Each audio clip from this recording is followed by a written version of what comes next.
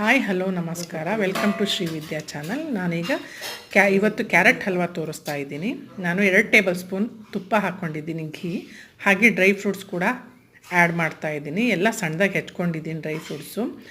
ಗೋಡಂಬಿ, ಬಾದಾಮಿ, ಆಮೇಲೆ ಕಪ್ಪು ದ್ರಾಕ್ಷಿ, ಪಿಸ್ತಾ, ಹಾಗೆ ಕರ್ಬೂಜದ ಬೀಜ, ಇದಿಷ್ಟೂ ತೊಗೊಂಡಿದ್ದೀನಿ. ಈಗ ಬಾದಾಮಿನೂ ಪಿಸ್ತಾ ತುಪ್ಪದಲ್ಲೇ ಹುರ್ಕೊಳ್ತೀನಿ.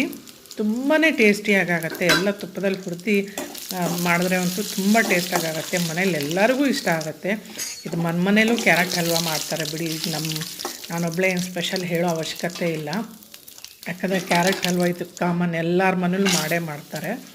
ಈಗ ಉಳಿದಿದ್ದು ಡ್ರೈ ಫ್ರೂಟ್ಸ್ ಕೂಡ ತುಪ್ಪದಲ್ಲಿ ಹುರ್ಕೊಳ್ತಿದ್ದೀನಿ. ಮಕ್ಕಳಿಗಂತೂ ಇದು ಈವ್ನಿಂಗ್ ಟೈಮ್ ತಿನ್ನೋಕ್ಕೆ ಕೊಟ್ಟರೆ ಸ್ಕೂಲಿಂದ ಬಂದಾಗ ತುಂಬ ಇಷ್ಟಪಟ್ಟು ತಿಂತಾರೆ.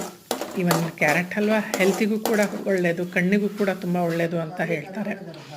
ಓಕೆ, ಈಗ ಹುರಿದಿಟ್ಕೊಂಡಿದ್ದೀನಿ. ಅದೇ ತುಪ್ಪದಲ್ಲಿ ಈಗ ನಾನು ಹುರಿದಿದ್ದು ಕ್ಯಾರೆಟ್ ಹಾಕ್ತಾಯಿದ್ದೀನಿ, ಗ್ರೇಟೆಡ್ ಕ್ಯಾರೆಟ್ ಹಾಕ್ತಾಯಿದ್ದೀನಿ.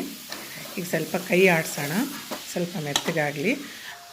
ನೆಕ್ಸ್ಟ್ ಇದಕ್ಕೆ ಹಾಲು, ಅರ್ಧ ಲೋಟ ಹಾಲು ಹಾಕಿದ್ದೀನಿ, ಮಿಲ್ಕ್.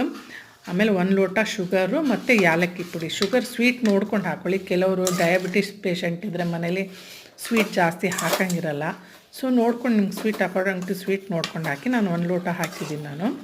ಹಾಗೆ ಅರ್ಧ ಲೋಟ ಹಾಲು ಹಾಕಿದ್ದೀನಿ. ಅದು ಎಲ್ಲನೂ ಚೆನ್ನಾಗಿ ಡ್ರೈ ಆಗೋ ತನಕ ಕೈ ಆಡಿಸಿ, ನಂತರ ಡ್ರೈ ಫ್ರೂಟ್ಸ್ ಏನು ತುಪ್ಪದಲ್ಲಿ ಹುರಿದಿಟ್ಕೊಂಡಿದ್ದೆ ಅದು ಆ್ಯಡ್ ಮಾಡಿದ್ದೀನಿ.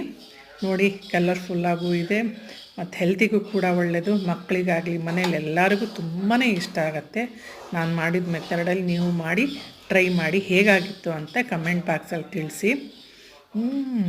ಸೂಪರಾಗಿದೆ. ನನಗೇನೋ ಚೆನ್ನಾಗಿ ಅನ್ನಿಸ್ತು, ಬಟ್ ನೀವು ಟ್ರೈ ಮಾಡಿಬಿಟ್ಟು ಹೇಗಾಗಿತ್ತು ಅಂತ ಕಮೆಂಟ್ ಬಾಕ್ಸಲ್ಲಿ ತಿಳಿಸಿ. ಓಕೆ, ಟೇಕ್ ಕೇರ್, ಬಾಯ್ ಬಾಯ್ ಗೈಸ್. ಓಕೆ, ಬಾಯ್.